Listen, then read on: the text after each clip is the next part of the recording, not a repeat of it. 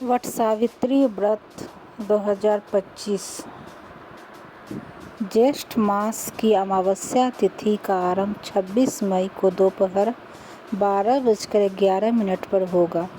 अमावस्या तिथि समाप्त 27 मई को सुबह 8:31 तक रहेगा। ऐसे में इस साल वट सावित्री का व्रत 26 मई 2025 को रखा जाएगा। वट सावित्री व्रत के दिन विवाहित महिलाएं अपने पति की लंबी आयु के लिए व्रत रख विधि विधान के साथ पूजा करती है। वट सावित्री का व्रत करने से सुहागिन महिलाओं को अखंड सौभाग्य का आशीर्वाद मिलता है। हर साल ज्येष्ठ माह की अमावस्या तिथि के दिन वट सावित्री का व्रत रखा जाता है। इस दिन वट यानी वरगद पेड़ की पूजा की जाती है। वट सावित्री के दिन सुहागिन महिलाएं निर्जला व्रत रख विधि पूर्वक वट पेड़ की पूजा करती है। धार्मिक मान्यताओं के अनुसार वट सावित्री का व्रत करने से पति की आयु लंबी होती है। तो चलिए जानते हैं इस साल वट सावित्री का व्रत कब रखा जाएगा, पूजा का शुभ मुहूर्त क्या रहेगा। वट सावित्री व्रत 2025 अमावस्या तिथि का आरंभ 26 मई को 12:11 पर होगा और समापन 27 मई को सुबह 8:31 पर होगा। ऐसे में इस साल वट सावित्री का व्रत 26 मई 2025 को रखा जाएगा। वट सावित्री व्रत का महत्व। वट सावित्री व्रत करने से अखंड सौभाग्यवती का आशीर्वाद प्राप्त होता है। पति की लंबी आयु के साथ ही दाम्पत्य जीवन में प्रेम और मधुरता बढ़ता है। धार्मिक मान्यताओं के अनुसार यमराज ने माता सावित्री के पति सत्यवान के प्राणों को वट वृक्ष के नीचे ही लौटाया था और उन्हें 100 पुत्रों का वरदान दिया था। कहते हैं कि उसी समय से वट सावित्री व्रत और वट वृक्ष की पूजा की परंपरा की शुरुआत हुई। धार्मिक मान्यता है कि वट सावित्री व्रत के दिन बरगद पेड़ की पूजा करने से यमराज देवता के साथ त्रिदेवों की भी कृपा प्राप्त होती है। वट सावित्री व्रत के नियम। वट सावित्री व्रत के दिन काला, नीला और सफ़ेद रंग के कपड़े न पहने और न ही इन रंगों के श्रृंगार का इस्तेमाल करें। वट सावित्री के दिन सुहाग का शुभ रंग लाल साड़ी ही पहने और 16 श्रृंगार करें।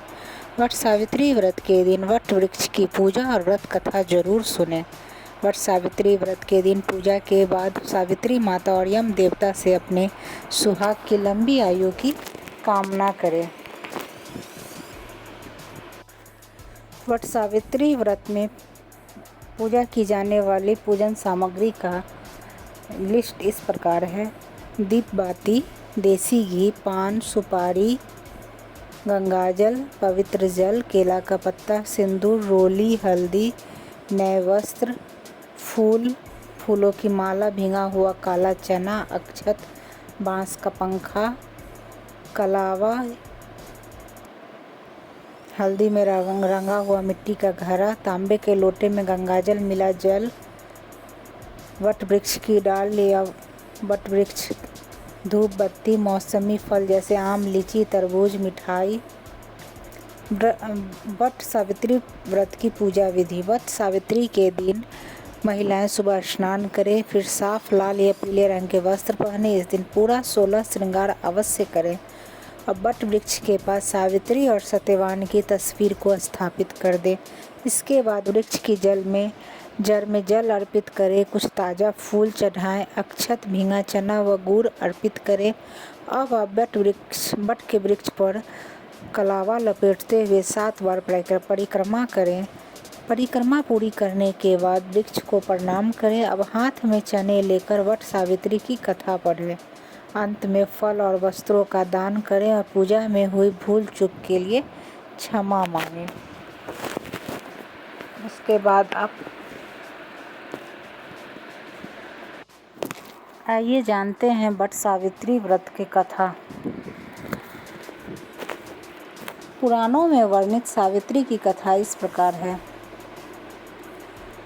राजा अश्वपति की अकेली संतान का नाम था सावित्री। सावित्री ने राजा धुम्रसेन के बेटे सत्यवान से विवाह किया। विवाह से पहले उन्हें नारद जी ने बताया कि सत्यवान की आयु कम है, तो भी सावित्री अपने फैसले से डिगी रही। वह सत्यवान के प्रेम में सभी राजसी वैभव त्याग कर उनके परिवार की सेवा करते हुए वन में रहने लगी। जिस दिन सत्यवान के महाप्रयाण का दिन था, उसी दिन वह लकड़ियां काटने जंगल गए। वहां मूर्छित होकर गिर पड़े। उसी समय यमराज सत्यवान के प्राण लेने आए। 3 दिन से उपवास में रह रही सावित्री उस घड़ी को जानती थी, अतः बिना परेशान हुए यमराज से सत्यवान के प्राण वापस देने की प्रार्थना करती रही, लेकिन यमराज नहीं माने।